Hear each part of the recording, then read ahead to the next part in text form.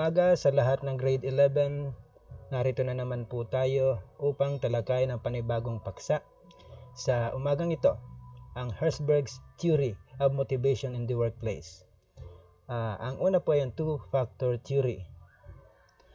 Makikita po natin, meron po siyang tinatawag na two-factor theory, and that's part 1. According to Frederick Herzberg, every individual has two sets of needs, dalawang bahagi ng pangangailangan. The first, of course, letter A, as an animal, and that is to avoid pain. Lahat tayo na mga tao ay ayaw ng sakit, ng ano bang pain sa Tagalog kung ano man, ayaw na masaktan. Yan ay isang animalistic instinct. Medyo ugaling hayop. Hindi naman po tayo hayop. Tao pa rin tayo. Pero yun po ang isang ugali natin. Ayaw natin na masaktan. Whether it be physical pain or emotional pain. And letter B, as a human being, bilang isang tao, to grow psychologically. Excuse me po. Ngayon, mag-grow tayo psychologically bilang isang tao. Dalawa po, at uulitin natin, bilang isang hayop, ayaw natin masaktan, at bilang isang tao, mag-grow tayo psychologically. It is in this context, number 2, that he was able to arrive at this two-factor theory of motivation, which was found proven to be applicable in the workplace, sa lugar ng trabaho. Whatever work you have, kung saan man ang trabaho natin, pare-pareho po yan. Basta't applicable sa workplace kung saan man ang trabaho natin. Number 3 po, hygiene are factors that lead to dissatisfaction. Yung dissatisfaction, whatever is the proper term for Tagalog, for Filipino, for that word. And letter number 4, the motivators, on one hand, are certain factors that truly motivate. Nagbibigay ng motibasyon sa atin para mag-improve pa, para gumawa ng mas maganda. Dito po sa Herzberg two-factor theory part 2, makikita po natin ang mga motivators at nandiyan 1, 2, 3, 4, 5, 6, 6 na nakalista. Samantalang sa hygiene factor na makikita din natin ang 6 pero higit pa dyan ang nasa libro. 6 lang ang inilista ko. Makikita po natin sa motivators may nakalagay dyan sa ibaba na extremely satisfied. Mga bagay na nagbibigay ng satisfaction sa iyo. First, achievement, recognition, the work itself, the responsibility, the advancement, and growth. These are the things that gives us extreme satisfaction. At yung nasa gitna, neutral, nagkahiwalay dahil may linya sa pagitan niyan. Neutral po yung nasa gitna. And yung nasa kanan po, yung hygiene factors, which is the working condition. Baka pangit yung working condition dyan. Nagbibigay ng sakit o kung ano mang masamang epekto sa atin. Ang relationship with supervisor, baka naman hindi kagandahan ng relasyon natin sa boss natin o sa mga barkada natin, relationship with peers. O yung personal life natin, kung ano mang problema meron tayong personal. And of course, kung tayo naman yung boss, relationship with subordinates. Kasi kung minsan ang subordinates din natin maraming pasaway. Yung mga nasa ibaba natin. Tapos, pasaway na nga sila pagalit. Tapos, yung pinakahuling nailagay ko, status at saka security. Mga extreme cause of dissatisfaction. Yun po sila. Hygiene factor is the cause for dissatisfaction at saka yung motivators are the cause for satisfaction. Herzberg's two-factor theory, and that's part 3. The hygiene factor does not necessarily motivate an employee. Hindi naman talaga nagbibigay ng motivation, but its absence leads to dissatisfaction. Kapag wala yon, magkakaroon din tayo ng dissatisfaction dahil kung wala kang boss o supervisor, papangit din ang kondisyon mo. Kung wala kang, iyon ang mga problema its absence leads to dissatisfaction. Kailangan din yon. For instance, a newly hired employee, bago ka pa lang sa isang kumpanya who values affiliation, kung ikay isang tao na mahilig sa kaibigan ka, and is aware that he or she cannot outright hindi ka na kagad magkakaroon ng bago, yung talagang hindi ka kagad magkakaroon niya ng mga kaibigan sa working relationship mo with his colleagues. However, dissatisfaction will arise if in 6 months has passed and he still cannot adapt to his co-workers. Kailangan in 6 months, naka-adapt ka na sa environment mo. Kumusta ba ang relasyon mo sa mga kasamahan mo sa trabaho? Whether your bosses and your subordinates, kailangan sa 6 months, ayos ka na. Naka-adapt ka. Dapat nga ho, ang tagal pa ng 6 months, dapat 3 months lang, ayos ka na sa libro, medyo santo-santo pa yan, 6 months daw. Number 2 po, motivators in the workplace are considered intrinsic motivators. It represents a deeper meaning and fulfillment. Deeper daw, mas malalim na kahulugan at saka fulfillment. Absence of it may lead to dissatisfaction, but its presence leads to a strong level of motivation that can result in good job performance. Kapag mayroon yan, mas mapapaganda ang pagtatrabaho mo. Herzberg's research proved that people will do their best to have the hygiene factors because they are unhappy without them. Kapag wala ka ring hygiene factor na nagiging dahilan ng dissatisfaction, magiging unhappy ka rin. Hindi rin masaya ang buhay mo. This satisfaction wears off and man will look for something deeper that can motivate and engage them more, like achievement and recognition and career growth. Kaya darating yung oras na maghahanap ka pa ng mas malalim kesa doon. Mas mataas. Kasi kapag na-fulfill mo na yung isang part, maghahanap ka na ng mas malalim, more challenge, kumbaga. As a future manager or employer, baka dumating yung araw, isa ka ng manager, boss sa isang kumpanya, o baka naman ikaw na yung may-ari ng kumpanya, employer ka na. It is important that the two-factor theory be present in an organization. Kung ikaw na yung boss, ikaw na yung manager, dapat natin tandaan na yung two-factor theory can be present. Kailangan nandyan yan sa isang organisasyon. It will attract potential employees, mga bagong empleyado. Kasi kapag meron kanyan, yung mga empleyado mo more likely tatagal sa iyo. Hindi katulad ng ibang school at saka mga kumpanya na nakilala ko, their teachers come and go. Hindi nagtatagal ang mga empleyado because they do not have the two-factor theory. Hindi maganda ang kanilang pamamahala.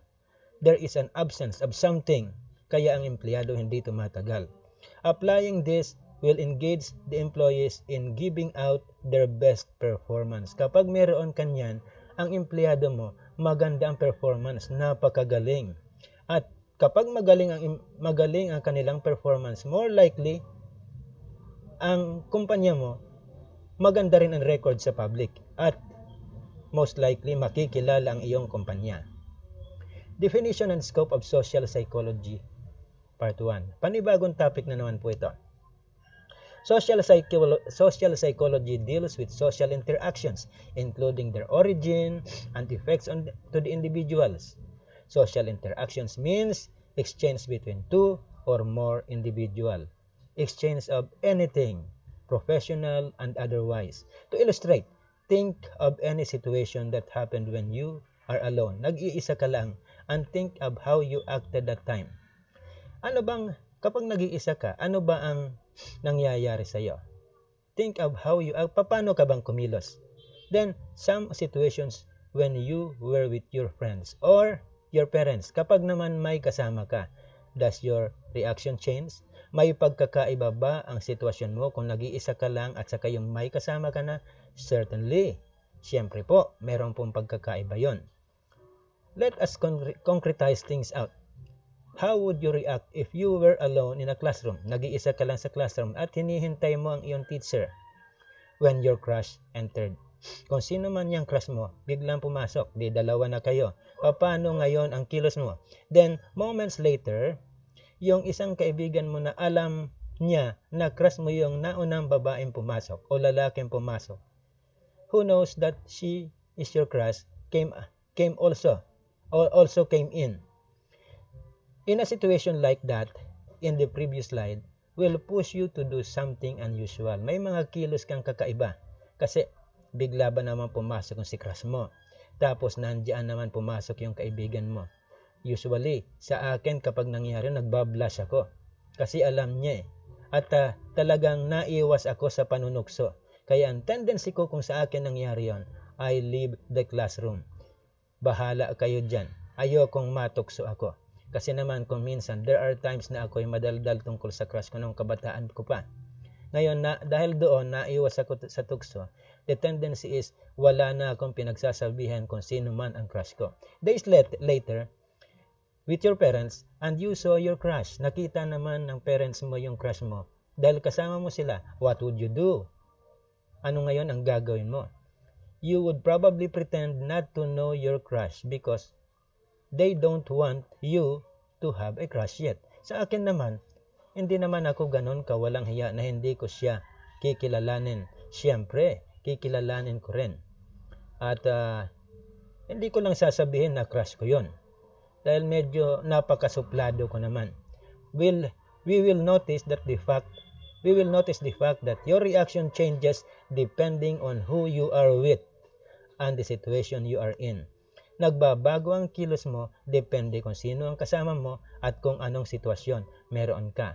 Yan ang mga social psychology. Yan ang social psychology po. This is what social psychology looks into. Social psychology looks into a person's behavior and mental processes in the context of society. Na tinitingnan nila ang kilos mo depende sa kung ano ang sitwasyon mo. Ibahin natin. Dahil galing sa example yan, galing sa libro. What would you do just in case mayroong nagbabarilan sa paligid ng bahay nyo? Ang sasabihin mo ba ay ang saya-saya? Siyempre po hindi. Iba magiging tendency mo doon. O sabihin natin maganda ulit. Kung ano man ang social situation na kinaroroonan mo, your behavior and mental processes will change depending on your situation. Social psychologists look into the people's behavior in the presence of others, along with the conditions under which certain behavior and feelings occur. Now, social cognition, ito naman po ang topic natin, is the study of social processes involved in perceiving, attending to, remembering, thinking about, and making sense of the people in our social world. Yan po.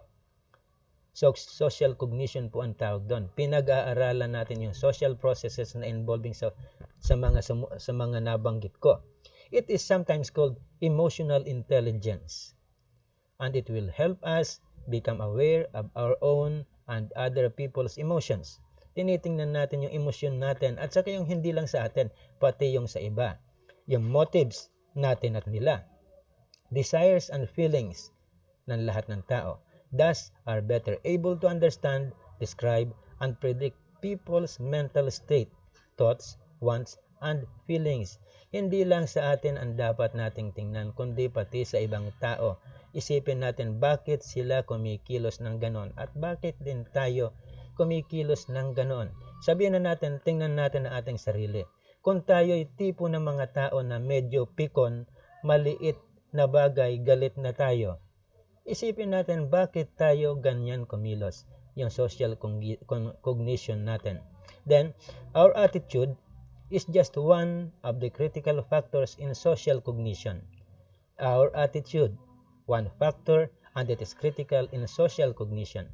It is a relatively enduring organization of beliefs, feelings, and behavioral tendencies towards socially significant objects, groups, events, and symbols.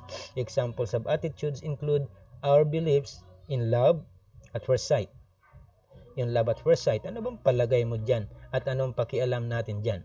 And extrajudicial killings. Sa love at first sight, kung ako tatanungin nyo, hindi po ako naniniwala dyan. Love at first sight, palagay lang yun na ibang tao. And extrajudicial killings, anong palagay ko dyan? Bago ako maniwala dyan, lay down your evidence. Yun ang patakaran ko doon. And the last, tapos na po ang ating paksa, gawi tayo sa pinakahuli na bahagi ng ating aralin, the home activity. Ang pages is 40 to 42 and answer the following questions. Babasahin po natin yan. What are the three components of attitude? Nandyan po yan, mababasa nyo lang po yan. The three components of attitude. Number 2, what is the experience, social factors, and learnings? Number 3, what are the functions of attitudes? And number 4, God bless po and enjoy your day. Ang ating pagpapasa is purely 6 days after this meeting. So most likely, Saturday ang ating pagpapasa. Saturday po, 5 o'clock p.m. And please, hanggat maaari po, don't be late kasi ayoko nang maghahabol sa oras ng nag-grade na ako. Medyo nakakahiya din po sa inyo na ako Hoy, miss, ang grades mo, ang assignments mo, nakakahiyaan ko rin po, kaya ayoko nang ganon. Kaya ngayon pa lang, medyo don't be late as much as possible. Thank you po. Good morning and God bless.